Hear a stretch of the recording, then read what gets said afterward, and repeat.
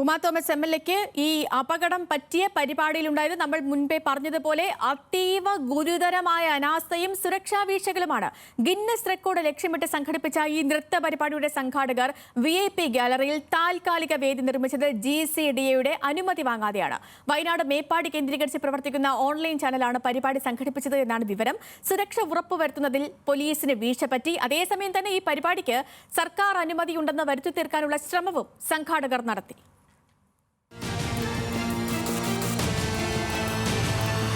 മൃദംഗനാഥം എന്ന സംഘടനയുടെ പേരിൽ കലൂർ സ്റ്റേഡിയത്തിൽ സംഘടിപ്പിച്ച പരിപാടി പ്രശസ്തിയും ലാഭവും മാത്രം ലക്ഷ്യമിട്ട് നടത്തിയ തട്ടിക്കൂട്ട് ഏർപ്പാടായിരുന്നുവെന്നതിന് കൂടുതൽ തെളിവുകളാണ് പുറത്തു വന്നുകൊണ്ടിരിക്കുന്നത്.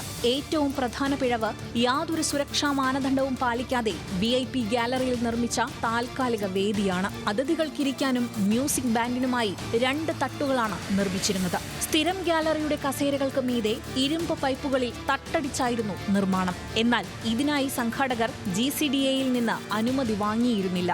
ISL മത്സരങ്ങൾക്ക് സ്റ്റേജ് വിട്ടു നൽകുമ്പോൾ ഉണ്ടായിരുന്ന നിബന്ധനകൾ പ്രകാരമാണ് ഈ പരിപാടിക്കും സ്റ്റേഡിയം അനുവദിച്ചതെന്ന് GCDA പറയുന്നു. ഇതുപ്രകാരം നിലവിലുള്ളതല്ലാത്ത പ്രത്യേക നിർമ്മിതികൾക്ക് GCDA പ്രത്യേക അനുമതി നൽകണം. ഇത് പൊതുമരാമത്ത് എഞ്ചിനീയർമാർ പരിശോധിച്ച് സുരക്ഷ ഉറപ്പാക്കണം. ഇതൊന്നും ഉണ്ടായില്ല. സംഘാടകർക്ക് ഗുരുതര വീഴ്ചയുണ്ടായെന്നാണ് അഗ്നിരക്ഷാ സേനയുടെ പ്രാഥമിക റിപ്പോർട്ട്. സ്റ്റേഡിയത്തിന് സുരക്ഷാ പ്രശ്നമില്ല. താൽക്കാലിക വേദിയുടെ പിഴവുകളാണ് അപകട കാരണമെന്ന് GCDA ചെയർമാൻ. സ്റ്റേഡിയത്തിന്റെ എന്തെങ്കിലും ഒരു സുരക്ഷാ പ്രശ്നമുള്ളതിന്റെ ഭാഗമല്ല. സ്റ്റേഡിയത്തിന് അങ്ങോട്ട് സുരക്ഷാ പ്രശ്നമില്ല.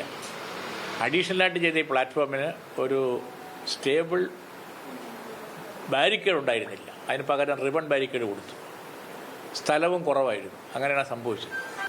ഞങ്ങൾ എഗ്രിമെൻ്റ് അവരുമായിട്ട് വയ്ക്കുമ്പോൾ disaster management, safety aspects, fire, മറ്റ് സെക്യൂരിറ്റി കാര്യങ്ങൾ ഇതെല്ലാം നോക്കേണ്ടത് അവരുടെ ചുമതലയാണ് നമ്മൾ കരാറിൽ ഒപ്പുവെച്ചിരുന്നത്. പക്ഷേ അത് പൂർണ്ണമായും പാലിക്കപ്പെട്ടിട്ടില്ല എന്നാണ് ഇപ്പോൾ നമുക്ക് കാണുന്ന കാര്യം. അപകടത്തിൽ GCDAയും പ്രത്യേക അന്വേഷണം നടത്തുമെന്ന് ചെയർമാൻ പറഞ്ഞു. അപകടത്തിന്റെ പശ്ചാത്തലത്തിൽ കലൂർ സ്റ്റേഡിയത്തിലെ സുരക്ഷാ പ്രോട്ടോകോൾ പുതുക്കി നിശ്ചയിക്കും. വേദിയിൽ പ്രാഥമിക സുരക്ഷാ ക്രമീകരണങ്ങൾ പോലും ഉണ്ടായിരുന്നില്ല. വേദിയിൽ ഉറപ്പുള്ള ബാരിക്കേഡുകൾ സ്ഥാപിക്കുക എന്നതാണ് പ്രാഥമിക സുരക്ഷാ നടപടി. ചെയ്തില്ല. വേദി 2 മീറ്ററിൽ കൂടുതൽ ഉയരമുള്ളതാണെങ്കിൽ 1.2 മീറ്റർ ഉയരമുള്ള ഉറപ്പുള്ള ബാരിക്കേഡുകൾ വശങ്ങളിൽ സ്ഥാപിക്കണമെന്നാണ് സുരക്ഷാ മാനദണ്ഡം. വെറും ക്യൂ ബാരിയറുകളാണ് ഇതിനു പകരം വെച്ചിരുന്നത്. അതായത് ഇത്രയും പൊക്കത്തിൽ വേദിയുള്ള മുൻവശത്തുണ്ടായിരുന്നത് വെറും പ്ലാസ്റ്റിക് റിബൺ. തീർന്നില്ല. ഈ താൽക്കാലിക തട്ടിൽ 1 വരി കസേരയിടാനുള്ള സ്ഥലത്ത് 2 വരി കസേരയിട്ടു. ബലമുള്ള ബാരിക്കേഡുകളെങ്കിലും ഉണ്ടായിരുന്നെങ്കിൽ ഉമാ തോമസ് MLAക്ക് ഇത്ര വലിയ അപകടം സംഭവിക്കാനുള്ള സാധ്യത കുറവായിരുന്നു. വീഴ്ചകൾ അവിടെയും തീർന്നില്ല. പുൽത്തകിടിയിൽ നടത്താൻ ഉദ്ദേശിച്ച പരിപാടി താൽക്കാലിക വേദിയിലേക്ക് മാറ്റിയ കാര്യം സുരക്ഷാ ഏജൻസികളെ അറിയിച്ചില്ല. മന്ത്രിയടക്കം പങ്കെടുത്ത വേദിയിൽ പരിപാടിക്ക് മുമ്പ് സുരക്ഷാ പരിശോധന നടത്തിയില്ല. പരിപാടിയിൽ ആംബുലൻസുകൾ ഉണ്ടായിരുന്നെങ്കിലും രക്ഷാപ്രവർത്തകരോ ഡോക്ടർമാരോ ഉണ്ടായിരുന്നില്ല. VIP പ്രോട്ടോകോൾ പാലിച്ചോ എന്ന് പോലീസും ഉറപ്പുവരുത്തിയില്ല.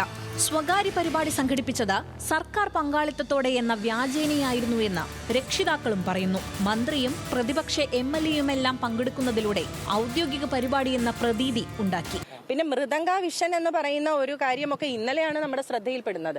ഗിന്നസ് റെക്കോർഡ് ഇവർ ഉയർത്തി കാണിക്കുമ്പോഴാണ് നമ്മൾ അതിലെ പേരുകൾ പരാമർശിക്കുമ്പോൾ വ്യക്തികളുടെ പേരുകളാണ് അതിൽ എഴുതി വെച്ചിരുന്നത്. അപ്പോഴാണ് നമുക്ക് അതിശയം തോന്നുന്നത്, നമ്മൾ ഇത്രയും ചെലവഴിച്ച് എന്തിനാണ് ഈ ഒരു ഗ്രൂപ്പിന് റെക്കോർഡ് വാങ്ങി കൊടുക്കുന്നതെന്നുള്ളത് നമുക്ക് മനസ്സിലായില്ല. ഇതിലെവിടെയാണ് പിഴവുകൾ? എന്തായാലും സംഘാടനത്തിൽ വലിയ പിഴവ് തന്നെ വന്നിട്ടുണ്ട്.